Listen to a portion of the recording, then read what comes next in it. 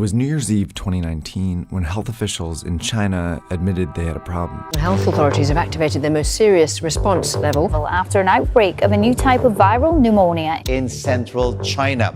A rapidly growing number of people were developing a dry cough and fever before getting pneumonia. And for some, it turned fatal. Doctors have named the disease COVID-19, or Coronavirus Disease 2019, indicating that a type of virus is causing the illness. When they tried to trace its origin, they found a likely source: this food market in Wuhan. Out of the first 41 patients, 27 had been here. It wasn't conclusive evidence, but Chinese officials quickly shut down the market. They had seen this happen before at a place just like this. Health officials are trying to get a grip on an alarming outbreak of SARS. The virus originated in mainland China. Has spread across the country. The disease had been festering for months in southern China. In 2002, a coronavirus had emerged at a very similar market in southern China. It eventually reached 29 countries and killed nearly 800 people. Now, 18 years later, this coronavirus is in at least 71 countries and has already killed over 3,100 people. So what do these markets have to do with the coronavirus outbreak, and why is it happening in China?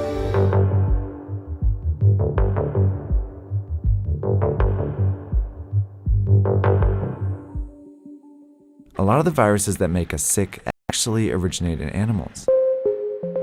Some of the viruses that cause the flu come from birds and pigs. HIV/AIDS comes from chimpanzees. The deadly Ebola virus likely originates in bats.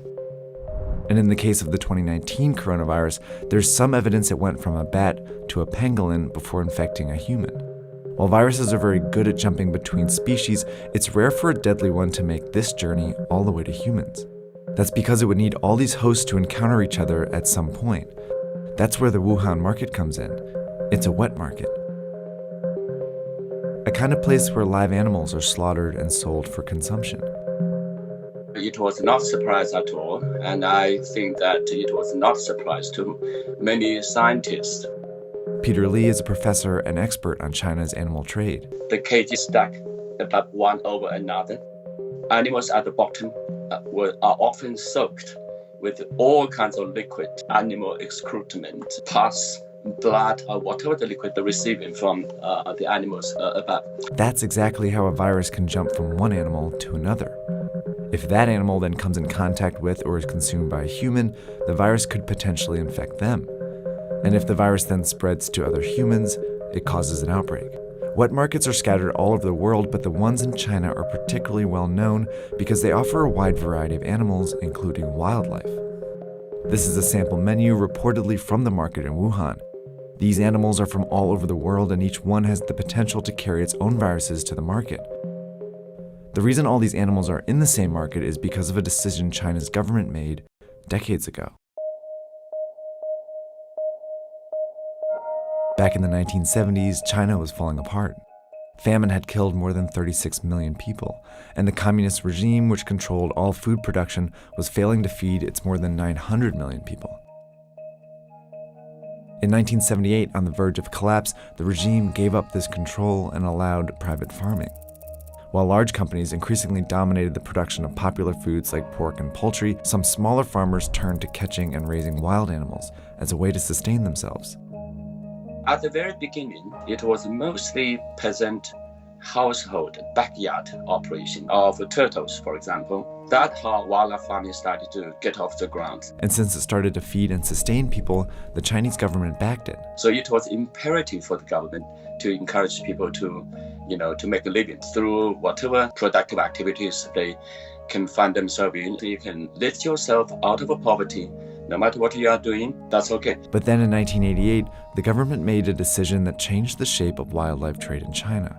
They enacted the Wildlife Protection Law, which designated the animals as resources owned by the state and protected people engaged in the utilization of wildlife resources.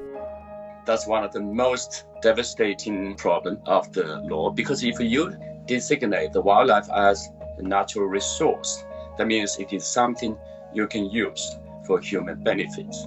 The law also encouraged the domestication and breeding of wildlife.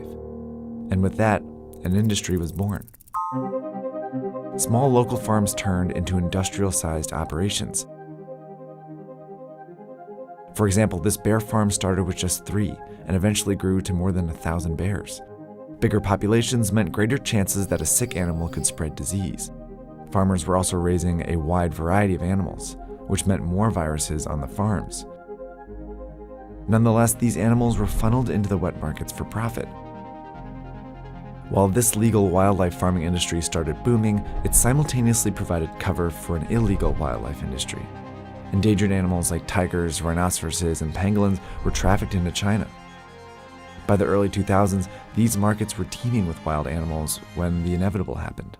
The latest on the deadly SARS virus, the worldwide death toll up again today. China has reported more than 1,400 cases of infection nationwide. It is what health officials have feared all along. In 2003, the SARS outbreak was traced to a wet market here in southern China. Scientists found traces of the virus in farmed civet cats. Chinese officials quickly shut down the markets and banned wildlife farming. But just a few months after the outbreak, the Chinese government declared 54 species of wildlife animals, including civet cats, legal to farm again.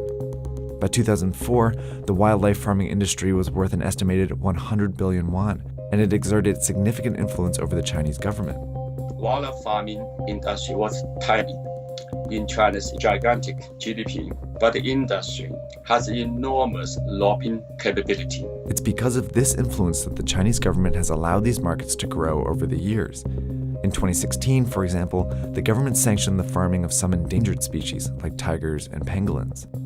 By 2018, the wildlife industry had grown to 148 billion yuan and had developed clever marketing tactics to keep the markets around. The industry has been promoting these wildlife animals as tonic products, as bodybuilding, as sex enhancing, and of course as disease fighting. None of the claims can hold water. Yet these products became popular with an influential portion of China's population. The majority of the people in China do not eat wildlife animals. Those people who consume these wildlife animals are the rich and the powerful, a small minority. It's this minority that the Chinese government chose to favor over the safety of the rest of its population.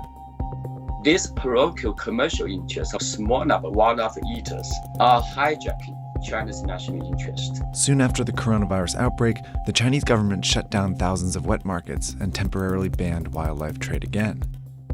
Organizations around the world have been urging China to make the ban permanent. Chinese social media, in particular, has been flooded with petitions to ban it for good this time. In response, China is reportedly amending the wildlife protection law that encouraged wildlife farming decades ago. But unless these actions lead to a permanent ban on wildlife farming, outbreaks like this one are bound to happen again.